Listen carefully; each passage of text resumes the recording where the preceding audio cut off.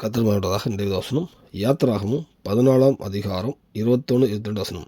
மோசே தன் கையை சமுத்திரத்தின் மேல் நீட்டினான். அப்பொழுது கர்த்தர் முழுவதும் பலத்த கீழ்காட்டினால் சமுத்திரம் ஒதுங்கும்படி செய்து அதை வறண்டு போக பண்ணினார். ஜலம் பிளந்து பிரிந்து போயிட்டு. இஸ்ரவேல் புத்திரர் சமுத்திரத்தின் நடுவாக வெட்டாந்தரையிலே நடந்து போனார்கள். அவர்கள் வலதுபுறத்திலும் அவர்கள் இடதுபுறத்திலும் ஜலம் அவர்களுக்கு மதிலாகின்றது. கத்தப்பட்டதாக இந்த வசனம் தெரியும். எகிப்து தேசத்தை விட்டு இஸ்ரவேல் ஜனங்கள் வரும்போது பார்வோன் தொடர்ந்து விரட்டி வரும்போது, அப்போ இந்த சைடு பார்வோன் படை நிற்கிது, இந்த சைடு சமுத்திரம் நிற்கும் போது கர்த்தர் சமுத்திரத்தை ரெண்டாக பிளந்து அதன் மத்தியில் இஸ்ரவேல் ஜனங்களை வழிநடத்திட்டு வரார். இப்போ வசந்து பார்க்குறோம். நம்ம வாழ்க்கையிலையுமே நம்மளும் இந்த மாதிரி காப்பட்ட சூழ்நிலையிலும் வாழலாம்.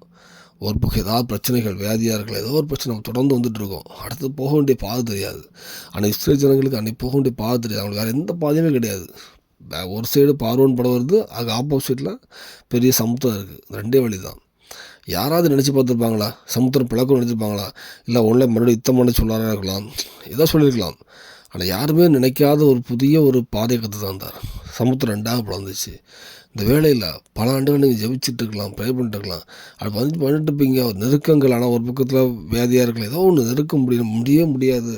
இனி அதில் வாழவே முடியாது, அடுத்து என்ன செய்ய போகிறோன்னு வரும்போது நம்ம எதெல்லாம் பூமியில் எதுக்கு இருக்கிறோன்னு நினைக்கலாம். அப்படி ரொம்ப நெருக்கம் வந்தாலும் நீ எதுவுமே சோர்ந்து போகணும். உங்களுக்கு எந்த பிரச்சனையும் இருந்தாலும் பிரச்சனை விலகுங்க ஆண்டவரே நம்ம பிள்ளையோட அந்த பிரச்சனை ஜெயம் எடுக்க கற்றுட்டு பலன் கேளுங்க. அந்த பிரச்சனை மத்தியில் நீங்கள் ஜெயம் எடுப்பீங்க. செங்கடல் அவங்க மாற்ற கேட்கல, அவங்க கேட்டாங்க, வழி கேட்டாங்க. ஆனால் செங்கடல் நடுவில் தேவன் வழி கொடுத்தார். எந்த பிரச்சனையாக இருந்தாலும் அதன் மத்தியில் ஒரு ஜெயத்தை கொடுப்பார், ஒரு ஆரோக்கியத்தை கொடுப்பார், தேவைகளை சந்திப்பார், ஒரு ஜெயத்தை கொடுப்பார்.